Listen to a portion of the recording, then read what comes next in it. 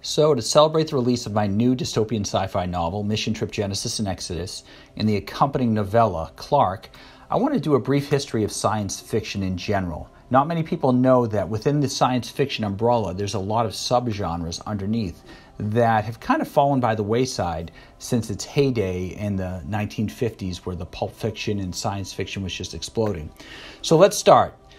You have one subgenre is hard science fiction. This is where science and technology take the center stage of the story, and oftentimes character development and plots take a back seat. Conversely, you have soft science fiction, where science and technology take a back seat to character-driven plots, and you can kind of have more liberal use of science and technology. There's military science fiction, which is pretty self-explanatory. It has to do with wars, military campaigns, and that sort of thing. Robot fiction, where robotics are a central theme within the story. Social science fiction. This is where a lot of times current events are explained, but in a futuristic setting. Space opera. This term is used an awful lot, and it's kind of a broad, encompassing term, but a perfect example is something that's dealing with large-scale galactic events. And Star Wars is like the quintessential space opera. Steampunk, which took off in the 80s and has just exploded. And it basically takes, this is fascinating, it takes science fiction with an alternative history. So it's very aesthetic driven more than technology driven. So it's kind of like a what if technology and computers merged with the 19th century, where most things were powered by steam. So you have like computers and spaceships and certain things, but they're powered by steam, which is completely illogical, but it makes for a very interesting story. Cyberpunk deals with a link between biology and computer technology. A perfect example would be the Matrix stories, where they plug themselves into the computers. You have biopunk, which is similar, but it's more, instead of computers, it's biotechnology that merges with man. Then you have nanopunk, which is similar to that, but it focuses on the use of like microscopic machinery or nanotechnology embedded into the human body.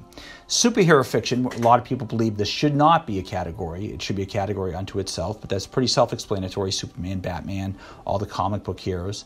And then you have mundane science fiction. This is science fiction using only technology that's basically within our grasp as of today. So, you have NASA technology and that sort of thing. So you'd probably stretch it a little bit, but you wouldn't go too far ahead where you have like spaceships traveling to distant galaxies. Sci-Fi horror, that's pretty self-explanatory. Sci-fi fantasy, melding fantasy and sci-fi. Apocalyptic. Now, this is an interesting one. Apocalyptic science fiction is different from post-apocalyptic. Apocalyptic science fiction revolves around the cataclysmic event that's happening. Post-apocalyptic is after the event. And dystopian science fiction, which is what my novel is usually a distant future after apocalyptic events or just a degradation of society. Zombie fiction involving zombies. Alien invasions, that's self-explanatory. Alien conspiracies, that's where kind of like things are kind of hidden within the government. I think it's Area 54 in Nevada that people have that whole alien conspiracy. You have time travel, self-explanatory. What else here? Space westerns, which kind of blends westerns and sci-fi, and whether it's the Wild West type of mentality or they actually use Western hats and guns and that sort of thing. And what else do we have here? There's many more subcategories, but those are just some of them. But one I want to talk about is something that really is a throwback to decades before, and that is sword and planet fiction. This I find fascinating because it takes futuristic sci-fi stories, but it blends in like melee weapons that you would see, swords and bows and arrows and that sort of thing. A perfect example of this is like the Flash Gordon series. In the old comic books, you'd always see Flash Gordon with a laser gun in one hand and like a medieval sword hanging off his belt in the same scene. And it's just a really interesting blend. It's this theme, this subgenre is really attributed to Edgar Rice Burroughs and other sci-fi pulp fiction back in like the 30s, 40s, 50s, and even 60s. And you see it even blending into influencing George Lucas with Star Wars, where you have the lightsabers. There's a scene in Star Wars where Han and Luke are kind of going back and forth, where, you know, an ancient weapon versus a modern weapon. And that's like a perfect juxtaposition of this type of subgenre.